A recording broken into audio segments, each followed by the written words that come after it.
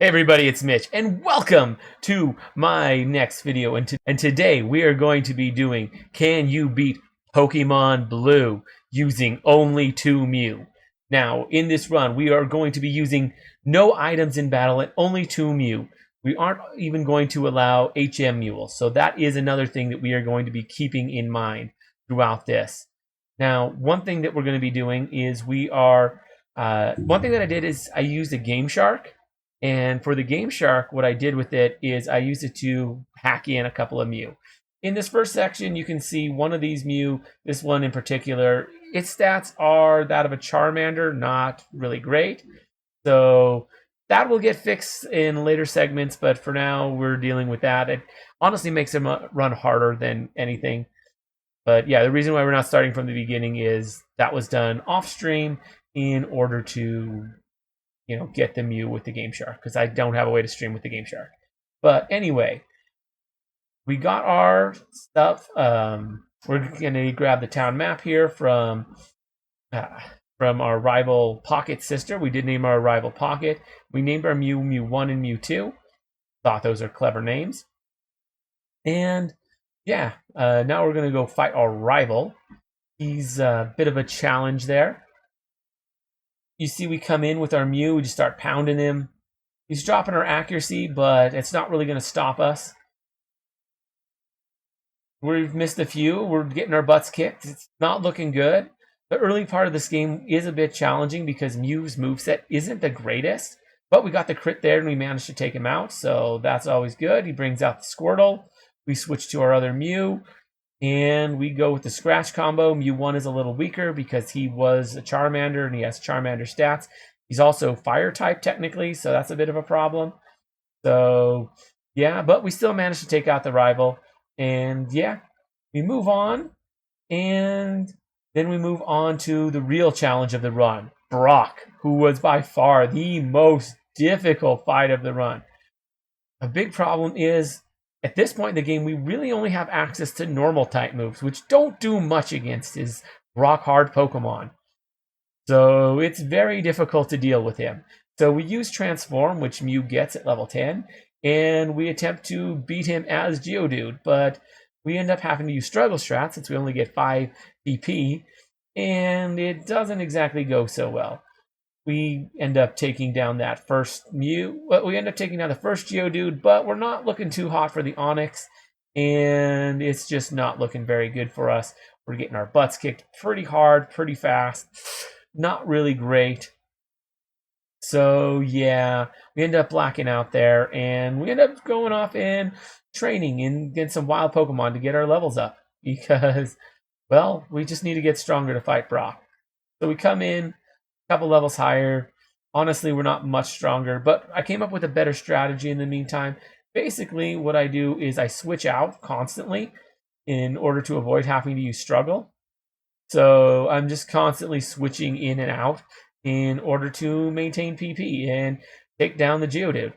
It's a very long and tedious battle, but yeah, this is 10 times speed, by the way, that you're looking at this. So it's going crazy fast.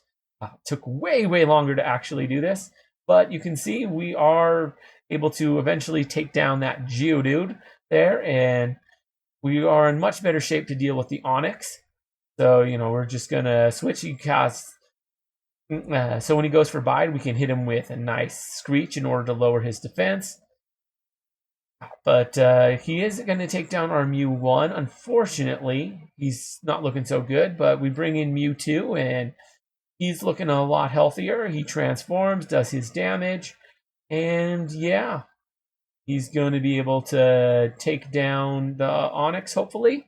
I'm pretty sure he will. It's a very long, drawn-out battle. Eventually, we get the Boulder Badge, and this is where the challenge starts to change. We fight our nice shorts-loving youngster there. Guy loves shorts. What can I say? But loving shorts isn't enough to win. We then head to Rock Tunnel, where we pick up our first TM that really changes the course of battle, and that is Water Gun. We teach that to Mewtwo, and he learns Water Gun, which just makes getting through Rock Tunnel so much easier. As you can see, now that we have that, the Geodude just die. Very nice. Goes down real quick. We're able to get to our Poke Nerd real quick. Managed to beat him up without too much trouble. Goes down pretty easy. We're a little bit beat up because we took a little bit, but he didn't really show us pretty quick. But we did take Lord Helix there. We heal up our Pokemon at the Pokemon Center and get ready for taking down the Nugget Bridge, where we have to deal with our rival. And our rival proves to be not the toughest guy in the world. I mean, he brings out the Pidgeotto. We're 2 levels higher. Does a lot of damage, but we hit him right back for even more with Mega Punch. He goes for Gust. We manage to stay alive. He goes for Gust. He nearly takes out Mew 1, then does take out Mew 1. That Pidgeotto proves to be a real problem. Now we only have Mewtwo left, and he's going to have to deal with the whole team. Now Mewtwo is the stronger one. Mew 1 is a little weak at this point because he is still technically a Charmander and has Charmander base stats and typing, whereas Mewtwo is actually a proper Mew. So at this point in the challenge, Mew 1 is a bit weak, but we still managed to take down our rival. And after that, we managed to beat the Rocket Bridge. We have to take down this Grunt, in order to actually beat the Rocket Bridge. And after that, we go make our way to Bill, and after doing some shenanigans with him, turning him back from a Pokemon into a human, we then get our ticket to the SS Anne, which we're going to need here in a second. But first, we stop by Misty and kick her butt, which, we're like 6 levels higher, so nothing too crazy. And we are still technically fire type though, so we are going to take some decent damage with Mew 1, but we're managing to do all right. We easily take out Staryu, and then Starmie gives us a little trouble, but he goes down pretty quick, and we get Misty, where we are going to be able to 1 learn Cut, and 2 we get Bubble Beam. Then we move on to the SSN, where we again fight our rival, who starts off with a Pidgeotto, but this time we're a good 9 levels higher than them. Having only 2 Pokemon gives us a really good opportunity to overlevel, so that's kind of an advantage there. So we easily deal with his first 2 Pokemon, worry about his Kadabra, easily take that out.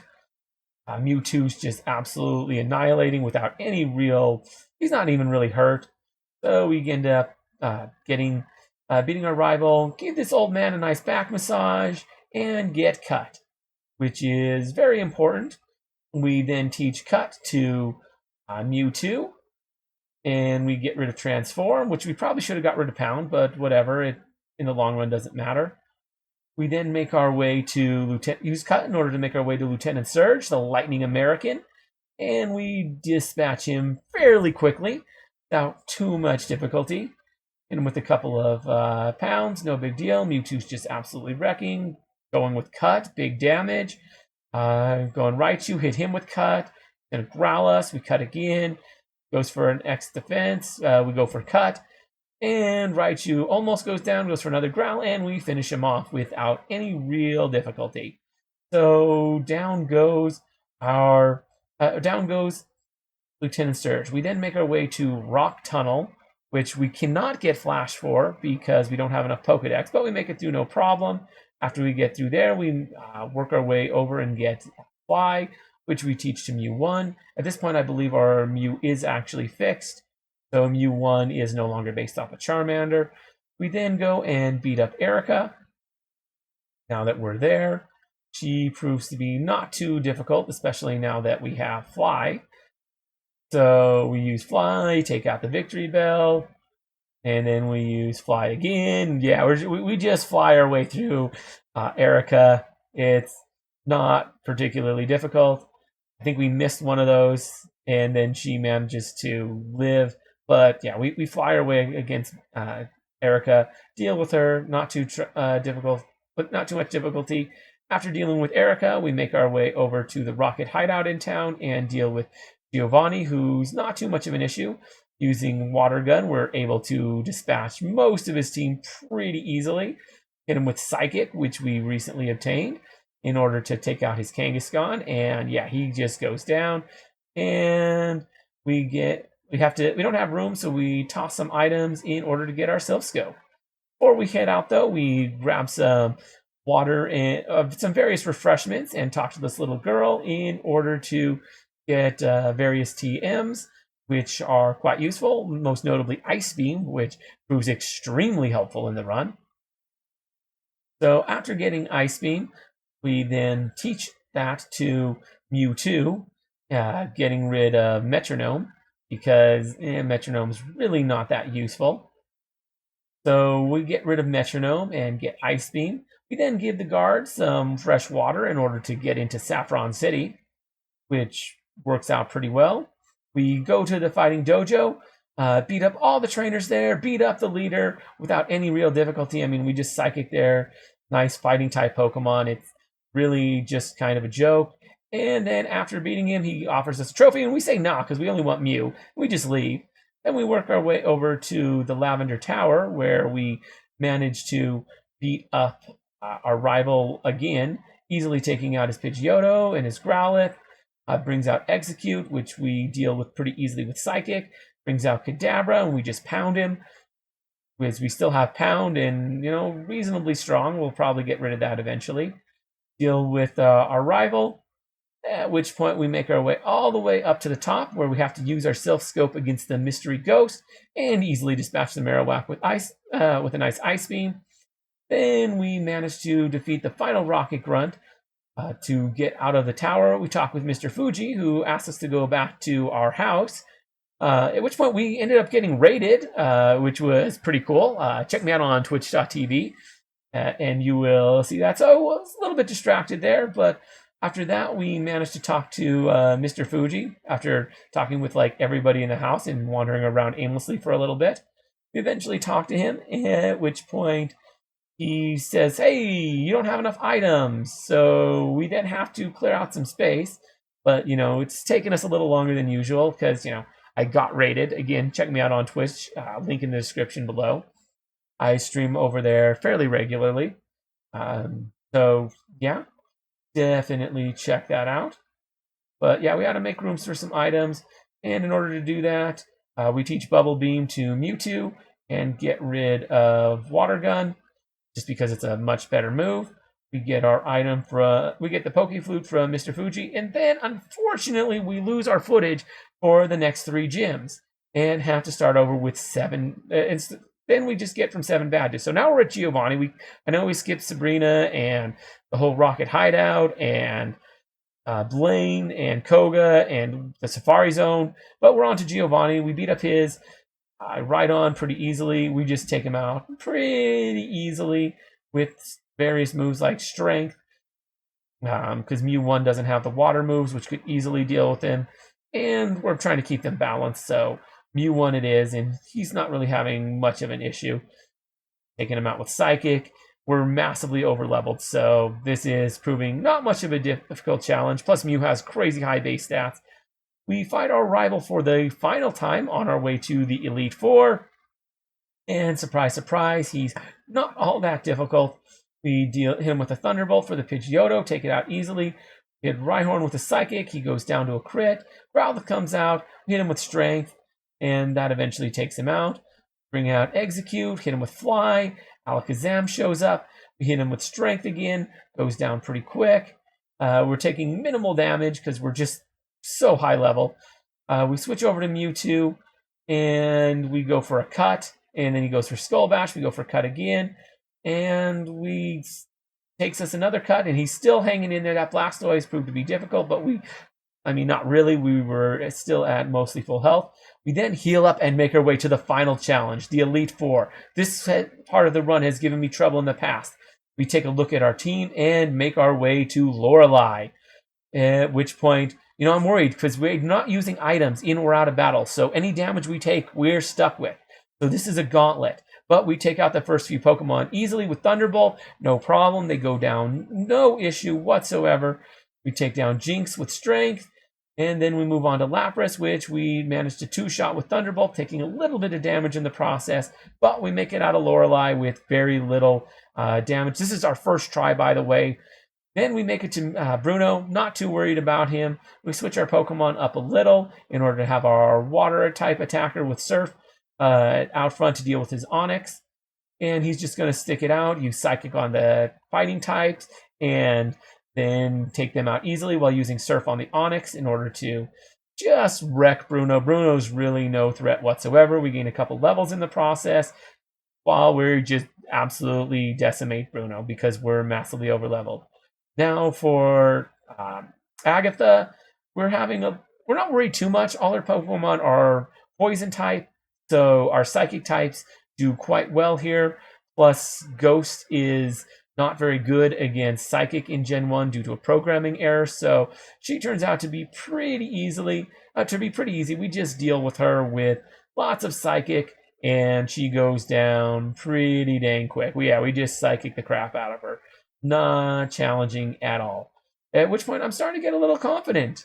I mean, we got all the way to Lance with minimal damage on our Mew.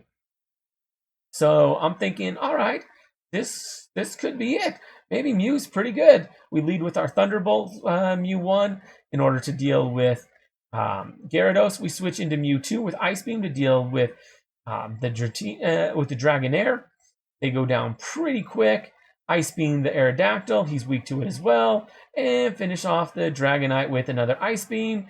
Easily takes him out Lance. And now we just have our final trainer. And that is our final fight against the rival. It all comes down to this. But we only have 2 Mew, and they're a little hurt.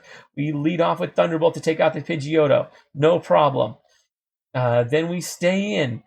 We switch out when we go with Cut on the Alakazam. But he lives it, so we go with another Cut because he just bulked up.